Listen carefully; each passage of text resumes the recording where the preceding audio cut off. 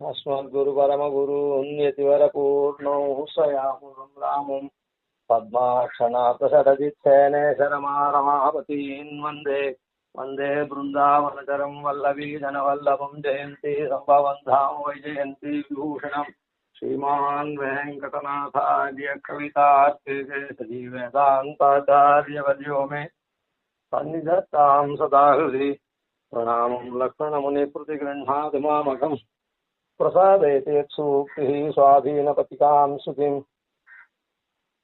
प्रणामं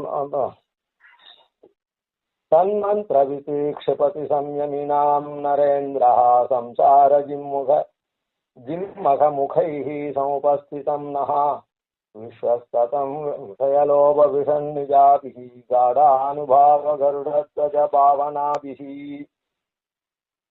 இந்த இடத்துல தன்மந்திரவித்து இருக்கக்கூடிய சம்யமினாம் நரேந்திரரான ஸ்ரீபாஷ்யக்காரர் நம்முடையதான சம்சார ஜிம்மகம், சம்சாரமாகிற விஷப்பாம்பினுடைய முகத்திலிருந்து நன்னா ஏற்பட்டு விஷயங்களுடைய ஆசை இருக்குது, சப்தாதி விஷயங்கள் ஆசையாகிற விஷத்தை நன்னா பரவி இருக்குது.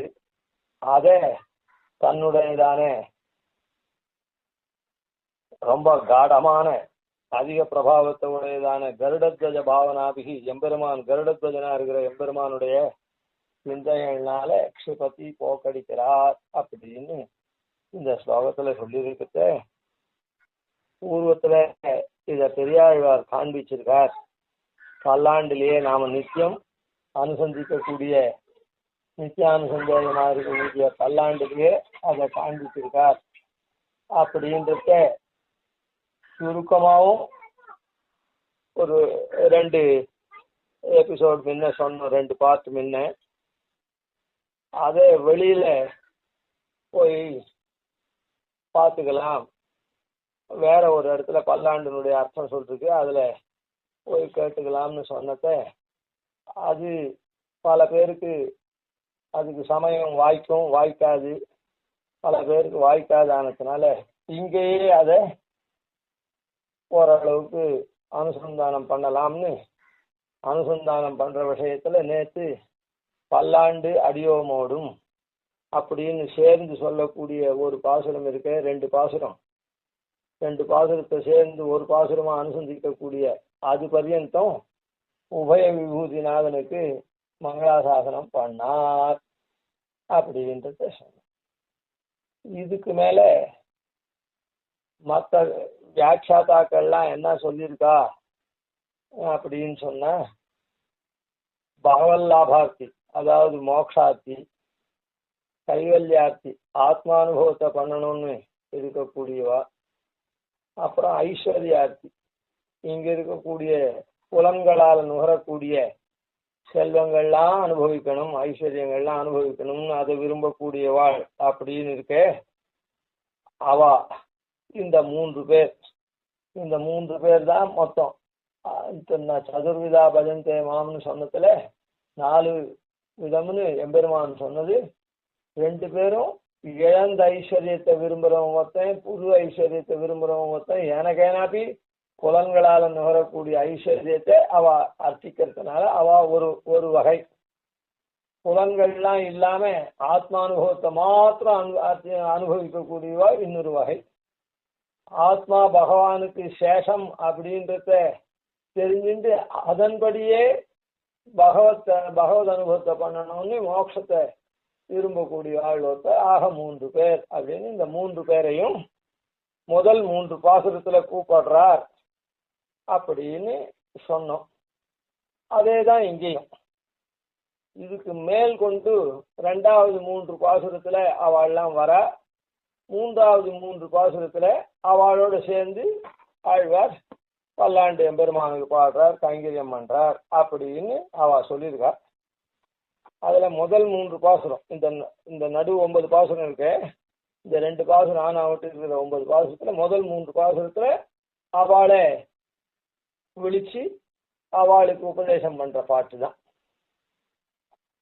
அதாவது வாழால் பட்டு நின்னீர் உள்ளீரேல் வந்து மண்ணும் மனமும் கொண்டு ஊழாட்பட்டு நின்னீர்களை எங்கள் குழுவினில் கூதலொட்டோம் ஏழாட்காலும் பழிப்பிடோம் நாங்கள் இராக்கதர்வாழ் இலங்கை பாழாளாக படகுதானுக்கு பல்லாண்டு கூறுமே அப்படின்னு சாதிச்சிருக்க.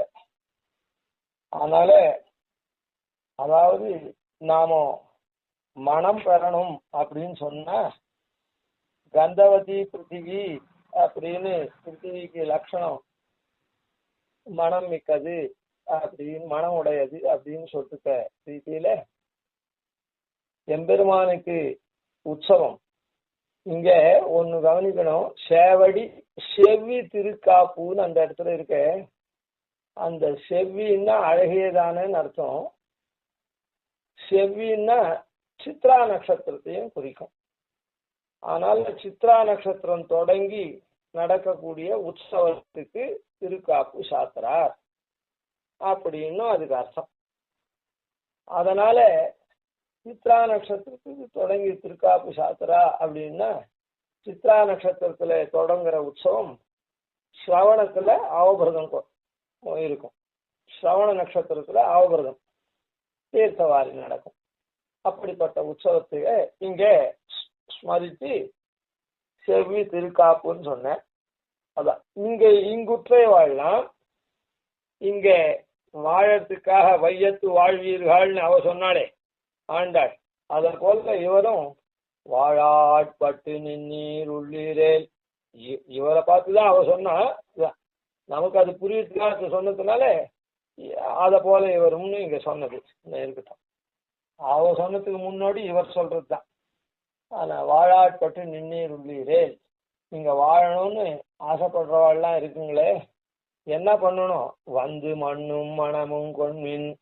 அதாவது பெருமாளுடைய அங்குரார்ப்பணம் இருக்குது, முற்சங்கிரகணம். அங்குரார்ப்பணம் பண்றதுக்கு முத்தை சேகரிக்கணுமோ அந்த முற்சங்கிரகணம், அதுக்கே வந்து பெருமாளுக்கு கைங்கரியம் உற்சவம்னா முற்சங்கரணத்திலேருந்தே வந்து நாம பெருமாளுக்கு கைங்கரியம் பண்ணணும் அப்படின்னு. அதாவது பூர்ணமா கைங்கரியத்துல அன்வயிக்கணும் அப்படின்னு. அதை நாம அந்த மாதிரி பண்ணோம்னா நாமும் மனம் பெறுவோம் அப்படின்னு.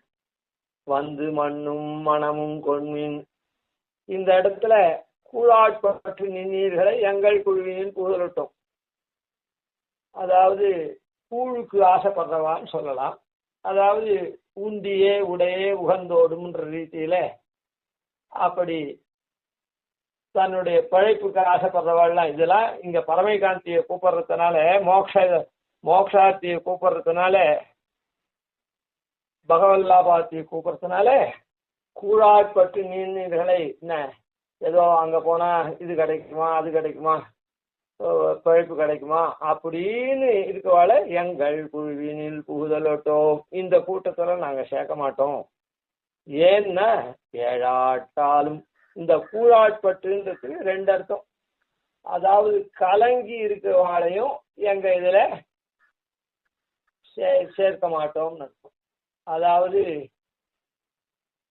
எம்பெருமான் பரதேவத்தையா இல்லையா, எம்பெருமான் மற்ற தேவதைகளோட ஒண்ணுதான் அப்படின்லாம் கலங்கி இருக்கவாளையும் சேர்க்க மாட்டோம்னு அர்த்தம். மற்றுமோர் தெய்வம் உலகன் இருப்பாரோடு உற்றிலோம் அப்படின்னு சொன்னாரே, அந்த மாதிரி ரீதியில கலங்கி இருக்கவாளையும் சேர்க்க மாட்டோம். ஏன்னா ஏழாட்காலும் பழிப்பிலோம் நாங்கள்லாம் எப்படி தலைமுறையா பழிப்பு இல்லாதவா, உனக்கே நாம் செய்வோம் அப்படின்னு இருக்கக்கூடியவா. அதனால நாங்கள் இப்போ இந்த இடத்துல ஒவ்வொரு இடத்துலையும் பெருமாளை ஒவ்வொரு விதமா அனுபவிக்கிறேன், வர்ணிக்கிறேன். இரா கதர்வாழ் இலங்கை பாழாளாக படபொருதானுக்கு பல்லாண்டு கூறுதுமே. அதாவது கலங்கினவாள்லாம் சேர்க்க மாட்டோம். நாங்க பழிப்பு இல்லாதவா, உற்சவத்துக்கு வந்து நீங்க மண்ணும் மனமும் கொள்ளுங்க, முற்சங்கரனுக்கு வந்து நீங்களும் மனம் பெறுங்க அப்படின்னு சொன்னார். இப்போ யாருக்கு இந்த உற்சவத்துல மங்களாசாசனம் பண்ணணும் அப்படின்னு சொல்லிட்டு பெருமாளுடைய ஒரு விற்த்தாந்தத்தை சொல்லி ஒரு ஆகாரத்தை சொல்லி பல்லாண்டு கூறுங்க, பல்லாண்டு சொல்லுங்கோள் அப்படின்னு சொல்றேன். இரா கதர்வாழ் இலங்கை பாழாளாக படபொருதானிக்கு பல்லாண்டு கூறுமே. ஏன்னா இராக்கதர் வாழ் ராட்சசெல்லாம் வாழக்கூடிய இலங்கை இருக்குதே, அந்த இலங்கைய அழிச்சான். ராட்சசர் தானே அந்த இவன் வந்து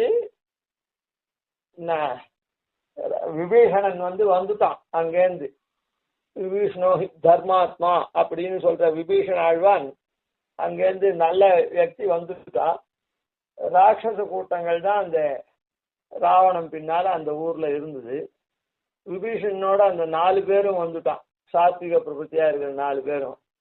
அதனால இரா கதர்வாழ் இலங்கை பாழாளாக படை பொருதானுக்கு அந்த இலங்கையில ஆயுதத்தெல்லாம் எழுதி அம்புலாம் போட்டு அடிச்சானே அந்த எம்பெருமானுக்கு பல்லாண்டு கூறு. இந்த இடத்துல ஏன் அதை சொன்னார்? அந்த இலங்கை பாழாளாக படபொருதானுக்கு, அதாவது இந்த இலங்கையில அதான் நம்முடைய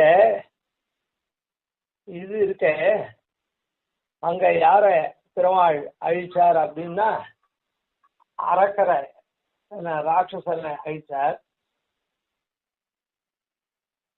இப்போ பெருமாளை நாம நினைக்கணும்னு சொன்னா தசேந்திரியானனம் கோரம் அப்படின்னு சொல்லிட்டு 10 தலை ராவணன்றது 10 இந்திரியங்களை குறிக்கிறது. 10 இந்திரியங்களை குறிக்கிறது. இந்த 10 இந்திரியங்கள் தான் நம்ம படாத பாடுபடுத்துறது, கூழாட்பட வைக்கிறது. அதனால அப்படி அரக்க குணமுடைய இந்த இலங்கை அதை படுத்தினான் அப்படின்னு சொல்றதுனால நம்முடைய இந்திரியங்கள்லாம் ஒருமுகப்படுத்தி ஆளக்கூடிய எம்பெருமானுக்கு. அதனால நமக்கு கலக்கம் வர. பழிப்பு இல்லாதவாளா இருக்கான்னா என்ன அர்த்தம்? கலக்கம் இல்லாதவாளா இருக்கான்னு அர்த்தம். அந்த கலக்கம் எதுல வருது? இந்திரியங்கள்னால வருது. அதனால அந்த இந்திரியங்கள்லாம் அரக்க குணம் பிடிச்சிருக்குது இந்திரியத்துக்கு. அதை சரி பண்ணக்கூடிய எம்பெருமான் யார்? அதுதான் அந்த விற்த்தாந்தத்தை இங்க சொல்ற. இலங்கை பாழாளாக படைபொருதானுக்கு. அதனால அவனால ஆட்கொள்ளப்பட்டு இலங்கை எப்படி ராட்சசர்களை அழிச்சு நல்லபடி ஆக்கினானோ அதே மாதிரி நம்முடைய இந்திரியங்களையும் சரி பண்ணக்கூடியவன், பழிப்பு இல்லாத நம்ம வச்சு கொள்ளக்கூடியவன். அதனால இவனுடைய உற்சவத்துல நாம பண்ணணும்ன்ற இந்த இடத்துல அந்த மாதிரி சாதிப்போம். அப்புறம் அதனால இந்த இடத்துல பாகவதோத்தம பரமை காந்திகளா எம்பெருமானியே விரும்பக்கூடிய வாழ்க்கைகளே பகவத் லாபார்த்திகளை கூப்பிடுறேன், வந்து கைங்கரிச்சுக்குவாங்கன்னு. ஏன்னா மற்றவாள்லாம் நான் இந்த அங்குரார்ப்பணத்துல முற்சங்கரத்துல இருந்து யாரையும் சேர்த்துக்க மாட்டேன் மற்றவாள்லாம் அப்படின்னு சொன்னேன். 7 அடுத்த பாசுரத்துல 7 நிலத்திலிடுவதன் முன்னம் வந்து எங்கள் குழாம் புகுந்து கூடு மனமுடையீர்கள் வரம்பொழி வந்தொல்லை கூடுமினோ நாடு நரமுன் நன்கரிய நமோ நாராயணாயவென்று பாடு மனமுடை பத்தருளீர் வந்து பல்லாண்டு கூறுமிவே. 7 நிலத்தில் இடுவதன் முன்னம். 7 நிலம் அப்படின்னு சொன்னா பொல்லாங்கு நிலம் அப்படி. அதாவது 7 நிலம் அப்படின்றது ஒரு நிலையில்லாத நிலம். 7 நிலம் அப்படின்றது இப்போ 7 இருக்குது என்று சொல்றமே, அந்த 7 பால் 7 இருக்குது, அதெல்லாம் இதுவா இருக்கும். அதாவது 7 மேல அப்படியே படிஞ்சிருக்கும். ஆனா அது ஸ்திரமா இருக்காது, திருடமா இருக்காது. அந்த ஏடை பாலில் ஏடு படிஞ்சதுன்னா சூடா இருக்கிற பால் அப்படி 4 தடவை ஆத்தினா, அதே மாதிரி தயிர்ல ஏடு இருந்தா அதை கொஞ்சம் சிலிப்பினா அந்த ஏடு எல்லாம் போயிடும். அத போல இந்த இடத்துலயும் இந்த ஏடு நிலம்னு சொல்றது பொல்லாங்கு நிலமான கைவல்யத்தை சொல்றா. இந்த கைவல்யம் எந்த ஒரு இது அனுபவத்தையும் ஒரு இடத்துல இருந்துதானே, ஒரு நிலத்துல இருந்துதானே, ஸ்தான விசேஷத்துல இருந்துதானே அனுபவிக்கணும். அதனால இந்த திரிகுணாத்மகமான பிரகிருதி இருக்குதே, லீலா விபூதி, இதுவும் சாஸ்வதம். நித்திய விபூதி கேட்கவே வேண்டாம், அதுவும் சாஸ்வதம். ஆனா இந்த ஆத்மாவலோகனம், ஆத்மாவை மாத்திரம் அனுபவிக்கக்கூடிய, ஆத்மானுபவம் இருக்கக்கூடிய இடம் இருக்குதே, அது சாஸ்வதம் இல்லை. யார் ஆத்மாவை மாத்திரம் அனுபவிக்கணும்னு நினைக்கிறானோ அவன் மாத்திரம் அந்த இடத்துல இருக்கான். இந்த இடத்துல எப்பவும் பத்த ஜீவன் இருந்துட்டே இருக்கான், அங்க எப்பவும் நித்திய முக்த ஜீவன் இருந்துட்டே இருக்கான். ஆனா ஆத்மானுபவம் பண்றோம் எப்பவுமே ஒரு இடத்துல இருந்துட்டு இருக்க மாட்டான். சில சமயம் ஆத்மானுபவரால் இல்லாதே இருக்கலாம். அதனால அந்த நிலம்ன்றது அது ஏடை போல, பால் கொஞ்சம் நன்னா காய்ஞ்சதுன்னா ஏடு கடியும், அதை சாப்பிட்றதுக்காக எடுத்து ஆற்றிட்டோம்னா தீர்ந்து போச்சு, அந்த ஏடு போயிடும். விஷயம் புரியறதுக்காக சொல்றேன், அந்த ஏடு போயிடும். தயிர்லையும் ஏடு இருக்கும், தோச்ச தயிர்ல அதை நன்னா சிலிப்பிட்டோம்னா அந்த ஏடு போயிடும். அதனால இந்த திரிவித சேத்தனா சேத்தன ஸ்வரூப ஸ்திதி புருவத்தி பேதா அப்படின்னு எம்பெருமான சொல்றாரு. அந்த இடத்துல திரிவித சேத்தனம் அப்படின்னு சொல்லச்சு பத்த முக்த நித்திய.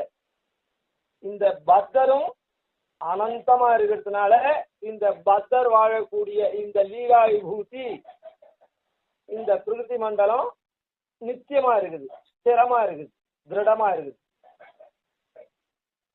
அந்த லீலா விபூதியும் அதான் அந்த நித்திய விபூதியும் ஸ்திரமா எப்பவுமே இருக்குது. இந்த லீலா விபூதிக்காவது பிரளயத்துல அழிவு உண்டு, அழிவு இருந்தா கூட சூக்ஷ்ம தசையில இந்த பிரகிருதி இருக்குது. இந்த பிரகிருதிக்கு சம்பந்தப்பட்ட பத்த ஜீவர்கள்லாம் சூக்ஷ்ம தசையில அந்த பிரகிருதியோட ஒட்டின்னு இருக்கா. ஆனால இது சாஸ்வதம் இந்த நிலம். அதே போல அந்த நிலம் எப்பவும் கைங்கரியம் பண்ணிட்டே சாஸ்வதமா இருக்குது. ஆனா இது ஏடு நிலம். இப்போ இந்த ஏடு நிலம்னு சொல்றதுனாலே எப்படி அங்க பல்லாயிரத்தாண்டு அப்படின்னு சொல்ற இடத்துல கைவல்யத்துக்கு ஆண்ட இந்த மாதிரி வரையறுக்க முடியாதே தவிர, ஆனா அதாவது மனுஷ ஆண்டு, தேவ ஆண்டு, மனுஷர்களுடைய நாள், பித்திருக்களுடைய நாள், தேவர்களுடைய நாள், பிரம்மாவுக்கு உண்டான நாள்னு அந்த நாளினுடைய கால அவகாசத்தை வரையறுக்க முடியாதே தவிர, ஆனா அதுவும் காலத்துக்கு உட்பட்டதுதான் அப்படின்றத காண்பிக்கிறதுக்காக பல்லாயிரத்தாண்டின்னு அங்க சொன்னேன். அது ஆயிரக்கணக்கான ஆண்டுகள் அது பாட்டுக்க இருக்கும். ஏன்னா அது அங்க போயிட்டா அதுல இருந்து வெளியில ரொம்ப சில காலம், ரொம்ப நாள் ஆகுமானதுனால அப்படின்னு சொன்னார். இந்த இடத்துலயும் அந்த இடம் சாஸ்வதம் இல்லை, ஏடு போன்றதான நிலம் அப்படின்றத ஏடு நிலம்னு இங்க காண்பிச்ச. ஏடு நிலத்தில் அதனால நீங்க பெருமாளை பற்றணும்னா பெருமாளை பற்றிட்டு தான் இந்த இத்தை விடணும். அற்றது பற்றெனில் உற்றது வீடுயிர், செற்றது மண்ணுரில் அற்றிரை பற்றே அப்படின்னு ஆழ்வார் சொல்ற. பெருமாளை பற்றணும்னா இத்தை விட்டுட்டு பற்றக்கூடாது. முதல்ல பெருமாளை பற்றி தான் அப்புறம் இந்த இத்தை விடணும், பத்த தசையை விடணும். ஏன்னா இதை விட்டுட்டோம்னா அதுக்கப்புறம் பெருமாள்கிட்ட போகிறோமோ இல்லை நடுவில் இந்த மாதிரி கைவல்யத்துல விரும்பி போயிடுவோமோ. அதனால அவனை பற்றி தான் இந்த இதை விடணும், இந்த சம்சாரத்தை அப்படின்னு சொல்லிருக்கார் அங்கேயும். அதனால அப்படிப்பட்ட இந்த ஏடு நிலம் பொல்லாங்கு நிலம் இருக்குது. ஏடு நிலம்னு சொன்னதுனால அது சாஸ்வதமான நிலம் இல்லை. யார் அங்க போறாளோ அவ இருக்கிற வரையில் அங்க ஏன்னா சர்வே சவன தர்மானான்னு நேற்றே சொல்லிருக்கான்னு சொன்னோம். அதனால அவளுடைய அந்த கர்ம பரிபக்குவம் ஆயிட்டு அவளுக்கு வைகுண்ட பிராப்தி வரைச்சு அவ அங்கேருந்து வைகுண்டத்துக்கு போட போறா. அதனால கைவல்யம்ன்றது ஒரு இடம், ஸ்திரமான ஒரு இடம் கிடையாது. லீலா விபூதி போலேயோ நித்திய விபூதி போலேயோ அது ஒரு சாஸ்வதமான ஒரு இடம் இல்லை. அப்படின்றதுனாலையும் கைவல்யம் இது போறவாளுக்கு நிரந்தரமா ஆத்மானுபவம் தான் இருக்கும், பகவத் அனுபவமே ஏற்படாது அப்படின்னு சொல்ற பட்சம் இந்த இடத்துலையும் தள்ளப்பட்டிருக்கு. அதாவது தள்ளப்பட்டிருக்குன்னு இல்லை, அந்த பட்சம் இல்லாத அது சாஸ்வதமான இடம் இல்லை அப்படின்னு சொல்லப்பட்டு அந்த ஏடு நிலத்தில் இடுவதன் முன்னம் வந்து எங்கள் குழாம் புகுந்து கூடுமனமுடையீர்கள் வரம்பொழி. அதனால அப்படி அந்த ஆத்மானுபவ ஆசையை விட்டுட்டு எங்களுடைய பெருமாளை பகவான் அடையணும் அப்படின்னு நாங்கள்லாம் பெருமாளுக்கு கைங்கரியம் பண்றோம். இங்க அந்த எங்கள் குழாம் புகுந்து கூடு மனமுடைய அந்த மனம் உள்ளவாளா நீங்க என்ன பண்ணணும், வரம்பொழி இப்படிதான் அப்படிதான்லாம் வரம்புலாம் அதெல்லாம் ஒழிச்சு நீங்க என்ன பண்ணணும், நாடு நகரம் நன்கரிய நமோ நாராயணாய வெண்ணு. அதாவது நான் ஆத்மானுபவமே பண்ணிட்டு இருக்கேன் அதுவே இது அப்படின்ற அந்த வரம்பெல்லாம் தூக்கிட்டு எல்லாம் ஊர் உலகமெல்லாம் அறிய நமோ நாராயணாயா எனக்கு நான் சுதந்திரன் இல்லை அப்படின்னு சொல்லி நாராயணாயா எம்பெருமான் நமகான்றது மமா எனக்கு நான் இல்லை அப்படின்னு சொல்லி பின்ன என்ன எனக்கு நான் சொல்லச்சே அந்த இது வந்துடுறது கைவல்யத்துக்கு வரும். அதனால நமோ நாராயணாயா நாராயணாயா நாராயணன் பொருட்டு நான் கைங்கரியம் பண்றவன் அப்படின்னு அந்த வரம்பை விட்டுட்டு பாடு மனமுடை பத்தருள்ளீர் நீங்க அந்த மாதிரி பாடக்கூடிய பத்தராண்டா வந்து பல்லாண்டு கூறுமினே நீங்க எல்லாம் பல்லாண்டு எம்பெருமானுக்கு பாடுத்தோர் கைங்கரியம் வந்து பண்ணுங்க வரம்பு இந்த மாதிரி ஆத்மானுபவம் தான் அப்படின்னா நினைச்சுட்டு இது பண்ணாருங்க அப்படின்னு இந்த பாட்டுல அவளை கூப்பிட. அதுக்கப்புறம் அண்ட குலத்துக்கு அதிபதி ஆகிய சுரதிரா கதரை இண்ட குலத்தை எடுத்து களைந்த இருளி கேசன் தனக்கு கொண்ட குலத்தில் உள்ளீர் வந்தடி தொழுது ஆயிரநாமம் சொல்லி பண்டை குலத்தை தவிர்ந்து பல்லாண்டு பல்லாயிரத்தாண்டென்மினே. அதாவது பெருமாள் எப்படி அண்ட குலத்துக்கெல்லாம் அதிபதி, எல்லாம் நிறைய அண்டங்களை சிருஷ்டிக்கிறான். ஒவ்வொரு அண்டத்திலையும் சதுர்தச புவனாத்மகம் அண்டம், 14 உலகம் இருக்குது ஒரு அண்டம். அப்படி அத போல அண்ட குலம் பலபடியான இது. அதாவது எத்தனையோ அதாவது ஒரு சோலார் சிஸ்டம்னு ஒன்று சொல்றா, யூனிவர்ஸ்ன்னு சொல்றா, எத்தனையோ சோலார் சிஸ்டம் இருக்குதுன்னு சொல்ற சயின்ஸுல கூட. அந்த மாதிரி அப்படி இருக்கக்கூடிய அண்ட குலத்துக்கு அதிபதியார் எம்பெருமான் எப்படிப்பட்டவன், ஒரு அண்டத்துக்கு இல்லை அண்ட குலத்துக்கெல்லாம் அவன் அதிபதி. அதனால இந்த அண்டத்துல நீங்கள்லாம் என்ன பண்றீங்க, இந்த அண்டத்துல உள்ள பலன்களை தானே பெற்று அனுபவிக்கணும்னு நீங்க நினைக்கிறீங்க. உங்களுடைய கர்மவசாத்து இந்த அண்டத்துல இருக்கக்கூடிய இந்த பதவி அனுபவிக்கலாம், அந்த பதவி அனுபவிக்கலாம், இந்த பொருள் அனுபவிக்கலாம், அந்த பொருள் அனுபவிக்கலாம்லாம் ஆசைப்படுறீங்களே, அப்படிலாம் ஆசைப்படாதுங்க. எம்பெருமானுக்கு வந்து தொண்டை குலத்துல வந்து பண்ணி இது பண்ணா சாஸ்வதமா அவனே நீங்க அடையலாம். இதெல்லாம் நஸ்வரமா இருக்கக்கூடிய அண்டத்துல இருக்கிற பதார்த்தங்கள்லாம் நஸ்வரம். அதனால நீங்க அண்ட குலத்துக்கு அதிபதியானவன் வந்து பல்லாண்டு பாடுங்கோள் அப்படின்னு சொல்றேன். அந்த இடத்துல என்ன பண்ணார், நாடு நகரமும் நன்கறிய நமோ நாராயணாயவன்னு சொன்னேன்.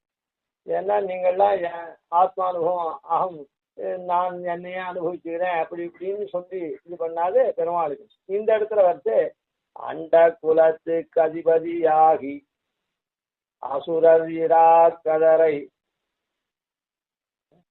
இண்ட குலத்தை எடுத்து களைந்த ரிஷிகேசன். அதுதான், அதாவது இங்கேயும் ரிஷிகேசன் தான் சொல்றது. இந்த இவன் அண்ட குலத்துக்கு அதிபதியாகி என்ன பண்றான், அசுரத்தன்மை ராட்சச தன்மை இதெல்லாம் போக்கடிக்கக்கூடிய அசுர இராக்கதரை அவளெல்லாம் அப்படியே களைஞ்சி தள்ளுறான். அந்த மாதிரி நம்முடைய அசுர சுபாவத்தையும் ராட்சச சுபாவத்தையும் நமக்கெல்லாம் போக்கடிப்பான். அந்த அசுர சுபாவம் ராட்சச சுபாவம்லாம் எதனால வருது, இந்த ரிஷிகங்கள்னால இந்த இந்திரியங்கள்னால தான் வருது. அதனால ரிஷிகேசன் தனக்கு, அந்த ரிஷிகேசன் இருக்கானே, இந்த இந்திரியங்கள்லாம் அசுரத்தன்மையும் அரக்கத்தன்மையும் கொண்ட இந்திரியங்கள்லாம் அடக்கக்கூடிய எம்பெருமான், நீசனா இருக்கக்கூடிய எம்பெருமானுக்கு தொண்ட குலத்தில் உள்ளீர் வந்தடி தொழுது. நீங்கள்லாம் தொண்ட குலத்துல வந்து அவனை சேவித்தீங்கன்னா எப்படி சேவிக்கணும், 1000 நாமம் சொல்லி 1000 நாமாவை சொல்லி சேவிக்கணும். ஒவ்வொரு நாமமும் என்ன அப்படின்னு சொன்னா அவனுடைய ஒவ்வொரு குணத்தினால ஏற்பட்ட ஞானம். ஒவ்வொரு குணத்தை கொண்டு ஒவ்வொரு மாதிரி நமக்கு அருள் பண்றான். அதனால நீங்க இந்த அண்ட குலத்துல இது வேணும் அது வேணும் அது வேணும் இது வேணும்னு நீங்க ஆசைப்பட்டு இதெல்லாம் இது பண்றீங்களே, ஆனா நீங்க என்ன பண்ணுங்க, அவனுடைய 1000 நாமத்தை சொன்னா ஒவ்வொரு நாமமும் ஒவ்வொரு பலனை அளிக்கக்கூடியது தான்.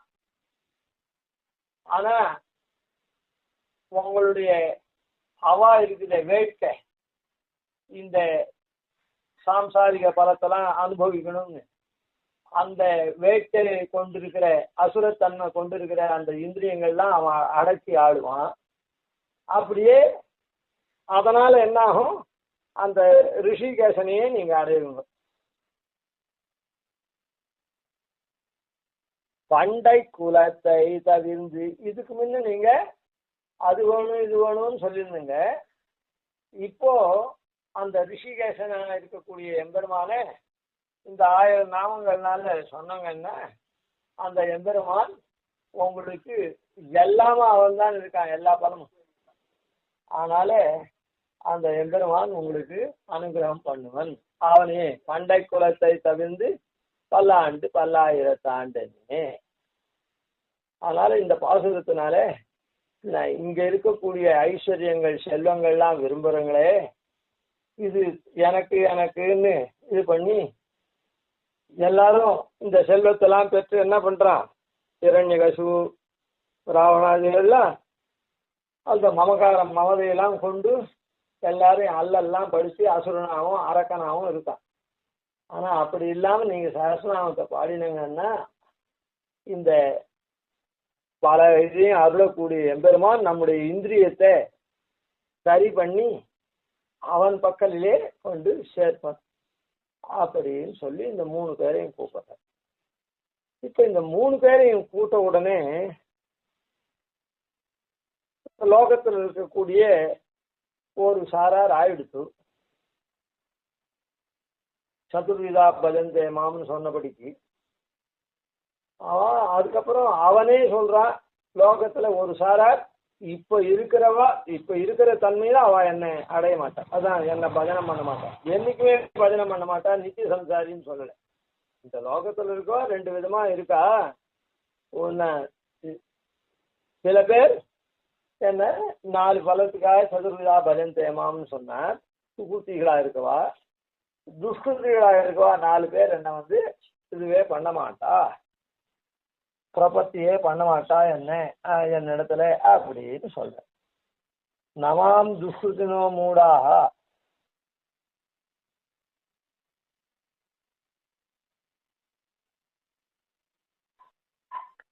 பிரபத்யந்தே நராதமாக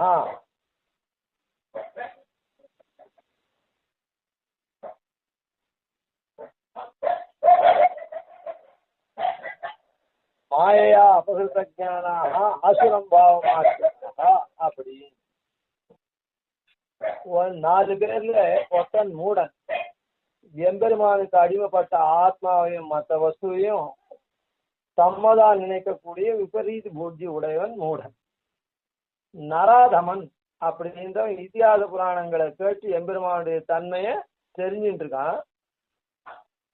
ஆனா அவன் என்ன பண்றான், பெருமாளுடைய மேன்மையை மாத்திரம் பார்த்து, ஐயோ இப்படி மேன்மையா இருக்கவங்கிட்ட நாம இவ்வளவு நீச்சனா இருக்கவும் போய் ஆசிரியிக்க முடியுமா அப்படின்னு விலகி நிற்பான். அதான் நராதமன் அவனை சொல்ற. நரன் தான், அவன் மனுஷன்தான், ஆனா அதுல மட்டமானவன். அதாவது பெருமாளை பத்தி தெரிஞ்சுட்டு இருக்கான், அந்த தெரிஞ்சுட்டதே காரணமா ஐயோ அவ்வளோ பெரியவங்கிட்ட நாம எப்படி போக முடியும் அப்படின்னு விலகி நிற்கிறவன். 3வது மாயையா பகிர்த ஞானாக, எம்பெருமானுடையும் அவனுடைய ஐஸ்வர்யத்தையும் நன்னா தெரிஞ்சுட்டு கபட யுக்தியினால வஞ்சிக்கப்பட்டவர்களா எம்பெருமானிலிருந்து விலகி நிற்பான்.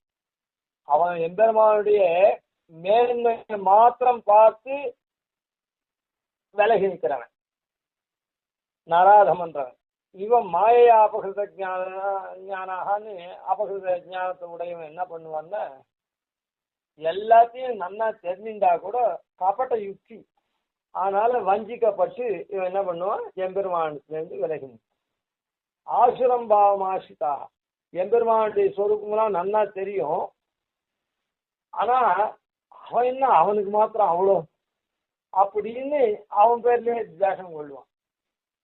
அசுரன்லாம் என்ன பண்றான், நல்லவனை பார்த்து அவனுக்கு மாத்திரம் என்ன அவ்வளோ நல்லது அப்படின்னு தானே இது பண்றான். அதனால ஆசுரன் பாவத்தை கொண்டவனா இருக்கான் அப்படின்னு.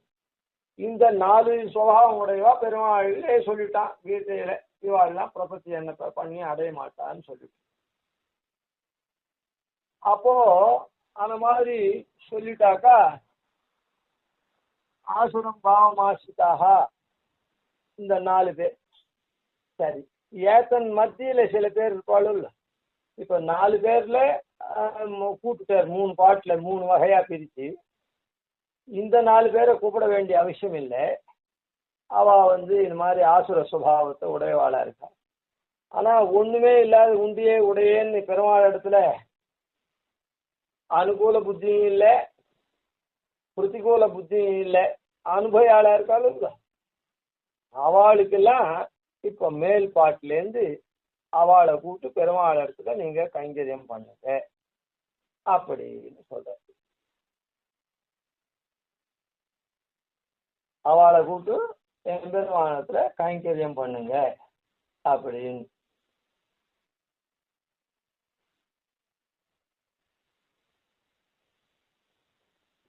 எப்படி சொல்றார் அப்படின்னா, அவள்லாம் ஒண்ணுமே தெரியாதவன். எப்படி குழந்தைகள் இருக்குது, பச்சிளம் குழந்தைகள் இருக்க, அதுக்கு என்ன தெரியும், அதுக்கு ஒன்றும் தெரியாது.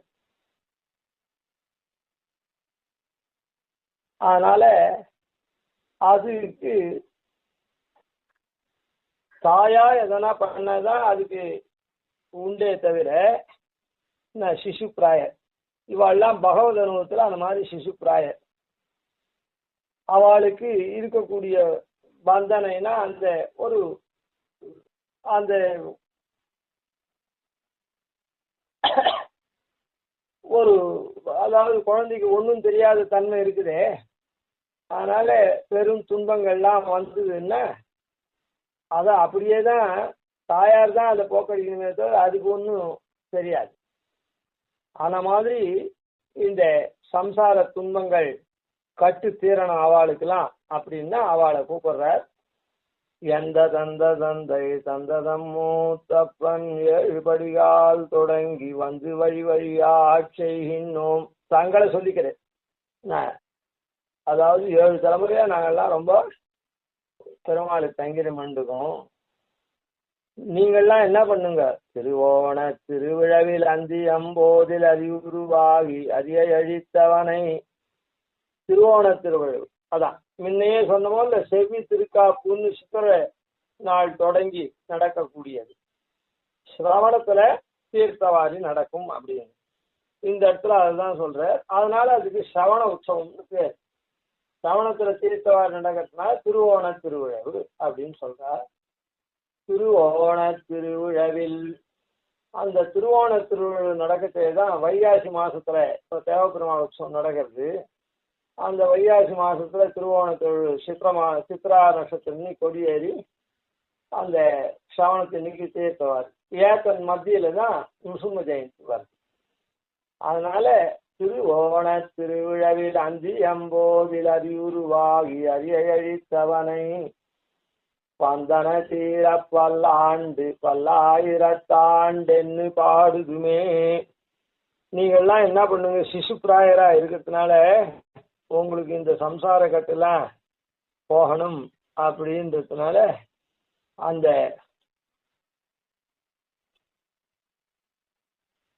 அந்த பந்தனைன்றது அந்த குழந்தைக்கு உண்டான வியாதி. அதான் இவாளுக்கு உண்டான பெருமாளை பத்தினதான இதெல்லாம் தெரியலையே, அது சம்சார பந்தத்துல கட்டுப்பட்டிருக்காள். அது தேர்றதுக்கு நீங்க என்ன பண்ணுங்கன்னா அந்த நுசும்மனுடைய பந்தனை தீர பல்லாண்டு அந்த திருவோண திருவிழாவில் அந்தியம்போதில் அறிவுருவாகி அந்த அஸ்தமன காலத்துல அறிவுருவாகி நுசும்மனா அவதரிச்சு அரிய அழித்தவனை சத்ருவான இரண்யகசிபு அழித்தவனை பந்தன தீர பல்லாண்டு உங்களுடைய அந்த பிறவியோட கூடின பெருந்துன்பம் சம்சார கட்டு தேர்றதுக்காக இவனை பல்லாண்டு பாடுங்கோள்.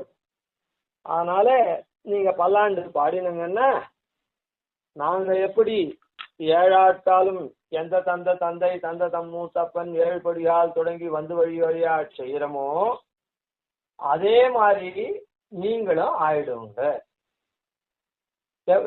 எங்களுக்கு ஒண்ணுமே தெரியாது சுவாமி, வழக்கை அடக்கையே தெரியாதே, நாங்க சிசு பிராயரா இருக்குமே அப்படின்னா நீங்க கவலைப்பட வேண்டாம் அப்படின்னு இந்த பாசுரத்துல சொல்லி நுசும்மனை ஆசிரியுங்கோள்.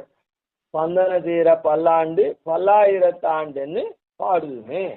அப்படி பாடினா நுசும்மனை ஆசிரிச்சுட்டா கேசவன் தமர் கீழ் மேல் எமனே எழுபிறப்பும் மாசதிரிது பெற்று அப்படின்னு ஆழ்வார் சொல்லிருக்காருல்ல, அந்த மாதிரி உங்களுடைய மேல் 7 தலைமுறை கீழ் 7 தலைமுறை எல்லாமே சுத்தமா ஆயிடுவா.